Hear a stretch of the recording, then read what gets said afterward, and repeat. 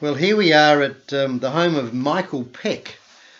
Michael has been a mentee of mine for some time, and he has been on an amazing journey. Well, I'm going to ask Michael some questions, and he's going to, I know he will give an honest answer, which is always a problem with him,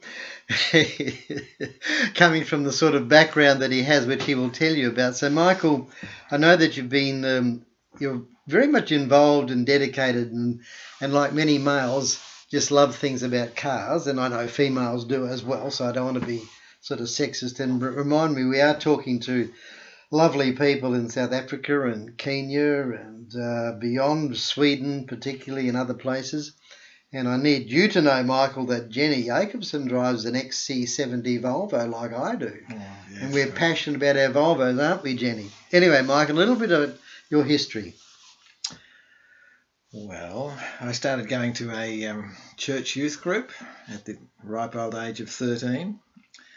I met a fellow there who was 18 years of age, 5 years older than me, and we became very good friends amongst many others at our regular weekly youth group.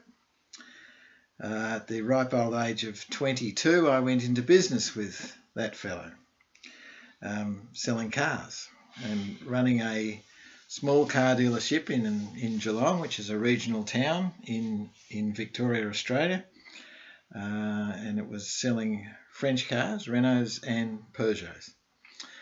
At the same time in that church youth group, I met a young lady I was very attracted to, not at that youth group, but at an associated group that was of the same Methodist tradition. She was at another youth group, and we used to have regular get-togethers between the various Methodist youth groups, and I ended up marrying her. So I really believe God's had his hand on my life from a very early age. Wow. Yep. And I'm still with my wife 42 years later. And I was in business for 31 years with my friend from the church youth group, selling cars. So we started a business with 3 employees selling Renaults and Peugeots in Geelong. And over the years, as I said, 31 years, we built the business to a staff in excess of 70, selling BMW, Jaguar, Land Rover, stuck with Peugeot, and we had some Swedish makes too. We actually sold Saab and we sold Volvo. So I have an affinity for all things European when it comes to motor cars. Well, that's interesting, because I know that in South Africa they also manufacture Mercedes and BMW. And in fact, a lot of our 3 Series BMWs we sold were, assembled in South Africa. Well, anyway, as you can see, Michael, sometimes he's known as Mick, because I'm Michael also. He's had a corporate background. He's had his own business, and then he's had a little bit of play in real estate. Is that right? After you sold the business, a successful sale, a godly blessed sale? We had an offer on the business, and like Michael, again at the age in my 40s, I think God put his hand on my shoulder and sort of reminded me of where I needed to be. A lot of people in the past have called me a workaholic, and I think God was saying the same thing, and I had a major heart attack and ended up flatlining. So, and have had some problems since. So Michael and I are heart related. Brothers. Yes. We both had our miracles, haven't we? Yes, we in have. That department. So, and my life, I look back on that time and go, I think I can see what God was up to. Since then, we had a very good offer on the business, and we sold. And that was now 10 years ago, which is a bit frightening, really, as time flies. So I've invested in some real estate and we ended up buying some little cottages down at Apollo Bay, which is on the Great Ocean Road. Many of you may have heard of that. Very world famous icon, the Great Ocean Road, and hopefully we're in the process of selling those at the moment. So Michael, this has been a journey all the time. You've been in a commercial environment, but did you see any of these businesses being commercial or ministry? Well, I'd have to say that I believe any business has to be commercial, and that you have to take a commercial look at the whole thing. As I've often said to Michael, trust me, I'm a car dealer. Yes, car dealers in Australia don't have a very good reputation either, but that was a challenge for my partner and I, that we tried to uphold the standard within the business, and we believe that we did that. The business won a number of awards over the years, in various retail and dealership awards, and in fact we won a couple of international awards, which was quite wonderful. So it was a challenge being a car dealer, but being a Christian car dealer. And yes, I think any business, you need to look at it as a commercial enterprise, and you need to look at it professionally. However, in saying all of that, when I reflect on that, I'd have to say that every day is ministry, and being in business and being in the business arena was my area of influence, and for me that was my ministry area. Wow. So that's an interesting agreement, that work is ministry and ministry is work. That's I think what you're saying in a summary of that situation.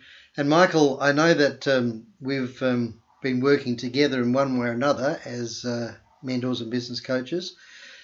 Tell me a little bit about, and I'll ask you to be very quick about this because I don't want to bore people, but you have been quite successful in some mentoring interventions of late. So how do you feel your calling is working as a professional mentor, business executive coach? Well, Michael has been my mentor from inception around 10 years ago when I sold the business. So yes, you can feel sorry for me. Yeah.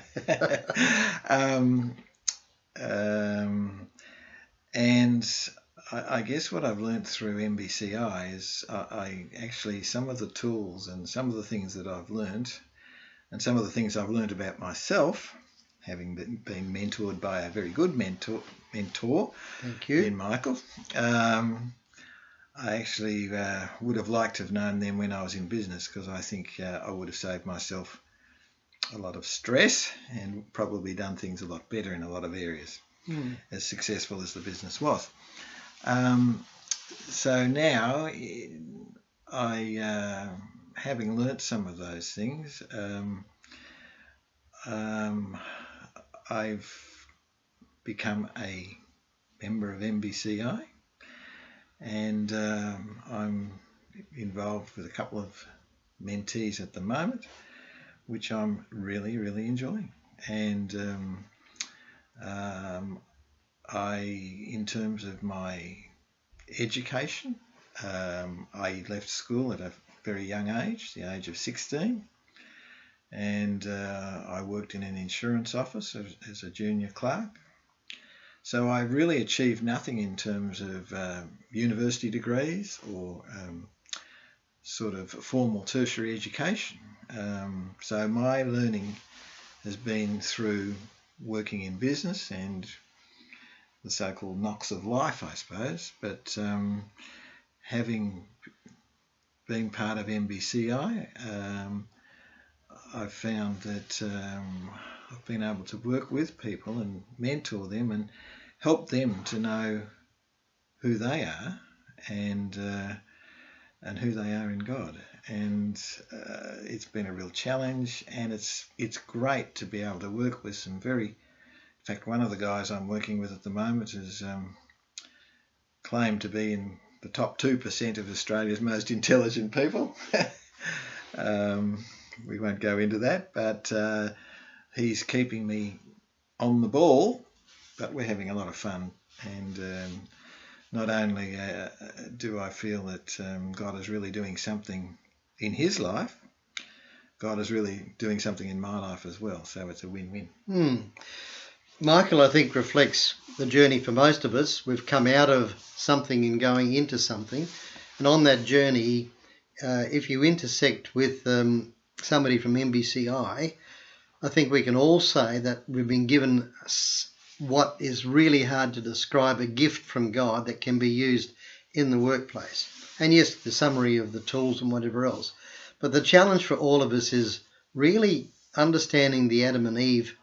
When they were called into the Garden of Eden, they were given very clear job instructions. They all had a job profile, and they worked hand in hand with God every day. And we know that sin came along, shattered the relationship with the Father, but through Jesus we know that's now been restored. And so our encouragement is for people who are called in to join the MBCI family to really know that they are called into this. I talked about being double-minded on a previous YouTube.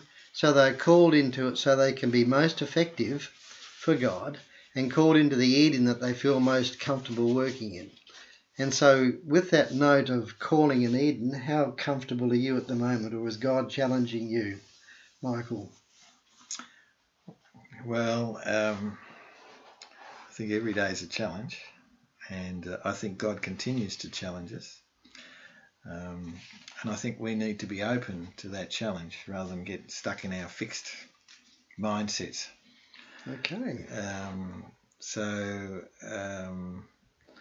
What's the future for me? I think with our little cottages we've had, that's turned into, some will say it was just in my nature that I really can't sit still for long, that the cottages have turned into a bigger, something that I thought might take me 2 days a week has turned into something bigger than that. And so hence we're in the process hopefully of selling that. And I'm thinking that maybe then I can devote some more time to MBCI, because I'm finding that the mentoring that I am doing, I'm getting a lot of satisfaction out of, and certainly I think with my business experience and by the grace of God, there's a lot to come.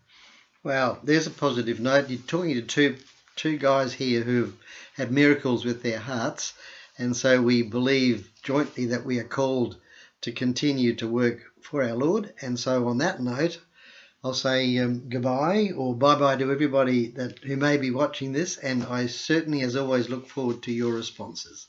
God bless you all for now. Shalom. God bless.